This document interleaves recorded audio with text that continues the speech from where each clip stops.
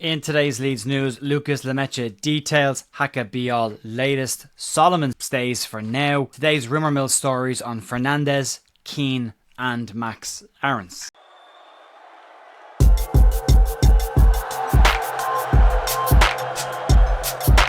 Morning folks, welcome back to The View. Monday morning the 16th of June with your Leeds United news. The transfer window is back open and Leeds are moving, as we heard yesterday. Some details on that as well as pointing out that the fixtures are released this Wednesday, and myself and Andrew Stats-Dalton will be back to talk about what Leeds are looking at in our podcast this week. And check that out later on the week when it does go live. We'll start off today with some updates on the Nmecha and Haka Bijol situation, because there has been some details this morning. We'll start off with the new Leeds United signing, Nmecha, and now that the dust has settled on this deal, there is some detail to share with you and some reaction to the player's signing. Leeds announced that Nmecha will sign on a 2-year deal for the club, and that will come into effect on the 1st of July after his Wolfsburg contract finishes on the 30th of June. Leeds also say that they fought off interest from other Premier League clubs in order to get this deal done, and former Leeds United midfielder Joshua Gilavogi may have had more than a significant hand in this deal as well. Speaking after his signing, Nmecha said that he had spoken to Daniel Farkas several times in the build-up to this, and Gilavogi told him about Leeds, the fans, the atmosphere, the stadium, and said if you ever get a chance to play for Leeds United, you should jump at it, and jump at it he has. Nmecha, as we said yesterday, has got 7 full international caps for the German national team, so you're not a bad player if you're getting into the German national team. And also German international Thomas Muller made some comments about Nmecha back when he was in the German national side, and he said the following on the player back then. Lucas is a player who comes very close to the ideal striker. He's having a good run at Wolfsburg and can also show it with the national team. He's already scored a few typical number 9 goals in training. He feels comfortable in the box and hungry for goals. The key line in that one for me is a typical number 9, which Leeds right now just don't have. It was confirmed yesterday in Graham Smith's article that Nmecha is not being brought in as Leeds' first choice option in that new number 9 position, that Leeds are planning on bringing in a more higher profile, proven quantity in that position this summer.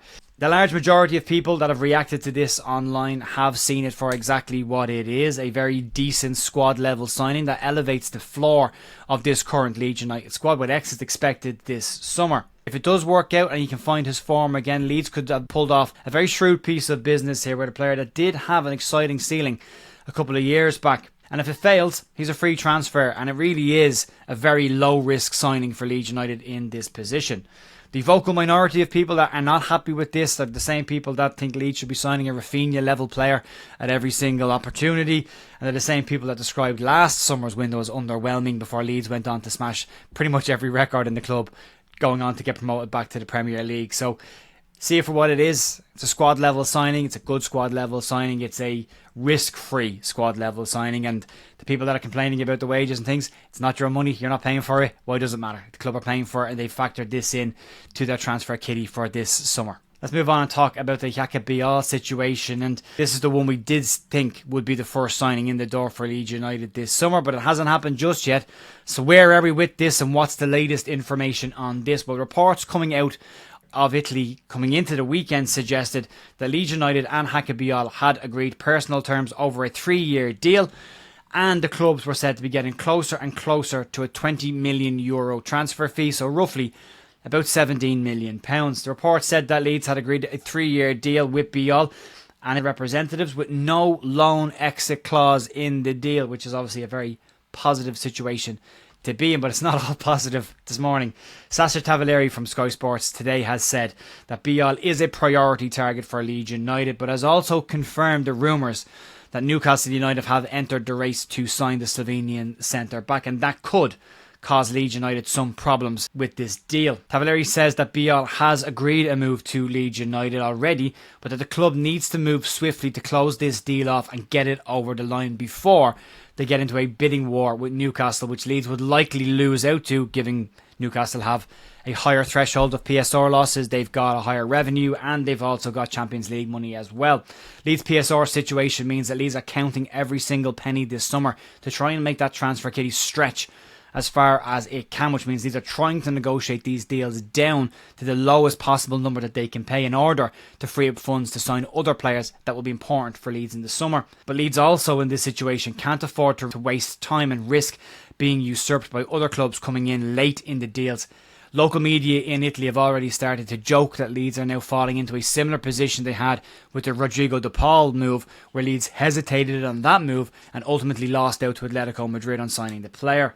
Bijol has already apparently said his goodbyes to the Udinese teammates, and according to Sasha Tavaleri, an outcome to this deal is said to be very close, and Leeds would want to get this one done as quickly as they can this weekend. Get it boxed off before next weekend, and it could happen in the next day or two as well, so we'll have to keep an eye on. Hopefully this one gets over the line, but yeah, it is a tricky one for Leeds right now, especially with Newcastle getting involved in the situation. Let's move on and talk about Manor Solomon and his current situation with Leeds United. And earlier this month we said that if Ange Postecoglou lost his job at Spurs, that might mean the Leeds could lose out on bringing Solomon back to the club, and that now appears to be the case, at least in the immediate future. According to reports over the weekend, the new Spurs manager Thomas Frank was very impressed with what he saw from Manor Solomon last season at Leeds United, and now plans to bring Solomon to their summer tour in order to have a closer look at the player.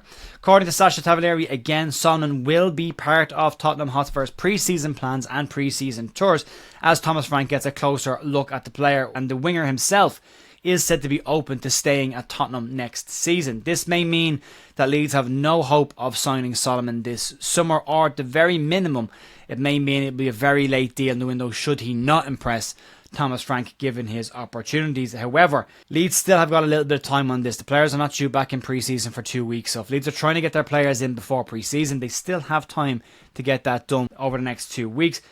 But Leeds are said to want to be getting their business done as early as they can this window and give the players the maximum amount of time together this summer to gel and get ready for the start of this season. So Leeds in this situation may just end up moving on to other targets and away from Manor Solomon. So we'll keep an eye on that. There has been a host of wingers linked with Leeds already this summer, so Leeds have clearly got other targets should Solomon not work out. And if it doesn't happen with Solomon, you've obviously got depth there as well with Nonto and Ramazani as well as Dan James. So not the worst position in the world right now, and definitely not a priority for Leeds at this moment in time.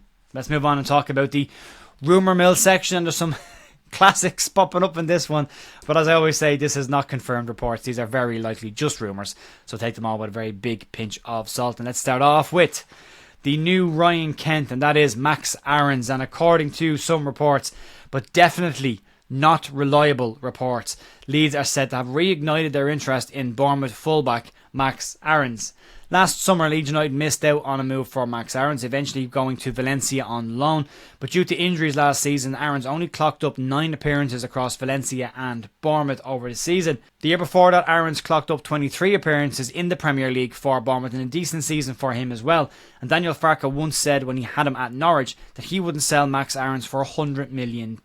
Obviously, both player and manager moved on to other things. I would say with this one, this is pure speculation at this point. I would put very little credence on this deal, and I would say that this one's probably just rumour and paper talk right now, and linking it back to a player that Daniel Farke had said positive things about in the past.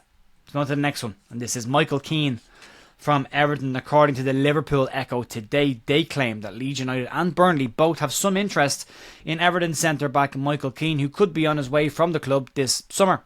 Keane is 32 years of age and had limited appearances last season for Everton, but did clock up in the end 11 appearances, the bulk of which came under David Moyes as he came in to change the fortunes of Everton last season. So he was involved in the more positive side of Everton's season last year, and not involved in the first half of the season where they were struggling in the relegation zone.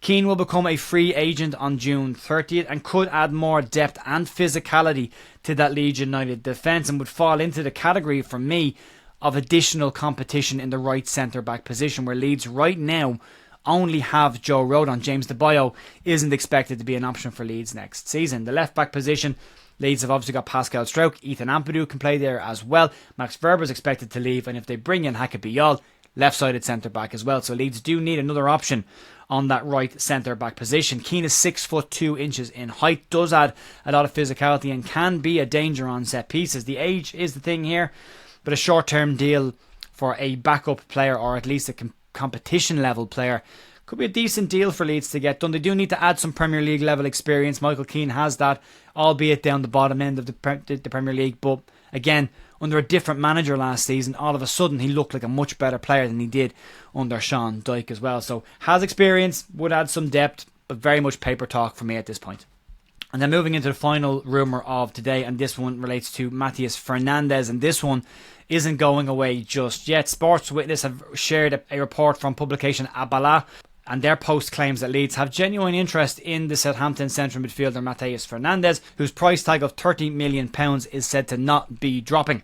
Fernandez made 36 appearances last season for Southampton. He scored 2 goals and added 4 assists, and was deemed as one of Southampton's better players last year in what was obviously a very poor season for the club, and is still referred to as a future talent across the UK. Southampton are said to want a much higher figure than the £30 million that is being touted, but with relegation and the player expected to leave this summer and PSR issues for them coming into the equation, that fee is being revised downwards to that £30 million fee, and could be revised down further yet again.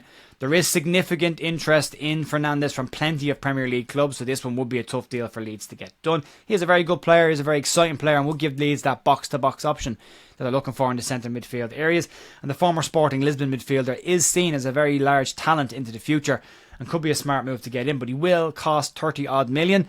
You're not just paying for a player right now, you're also paying for potential with that one as well. So it's an interesting one for me. I don't think it'll happen, but it is an interesting one for us to keep an eye on.